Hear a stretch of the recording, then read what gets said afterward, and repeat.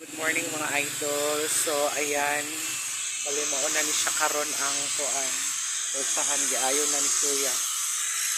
Nang dirito ang pulsahan kay maablibid siya. Isa din sa ako nga tuklod lang nimo ano open siya. Makuratan ta nga mula gubo atong ulo. mukalit ragbuto atong ulo. Nasa mo na siya guys, lig-on na kayo na siya. Giayon na niya. Kuya. So ayun, naka-double lock na siya. So dili na siya basta-basta maano.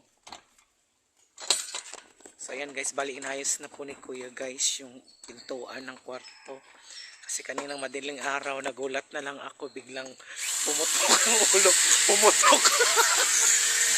Grabe dyan yung pumutok yan. Bigla na lang may tumunog sa uluhan ko yung pintuan na pala. Pero hindi naman yung siguro intention o nalasing siguro yung tao. Gusto niya siguro matulog na. Akala niya bahay niya na yung ano niya.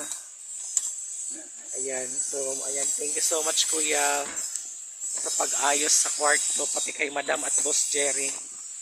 Kasi nakakatakot din naman kapag mahimbing ang tulog mo, mabubuksan lang pala yung kwarto. Bigla ka na lang magugulat ka na lang na nabuksan na. Pero ngayon ayos na siya. Ayan, i-return na. So kung makikita nyo guys, binabaray na nga ni Kuya. So ayan po ngayon ang ganap dito sa pintuan.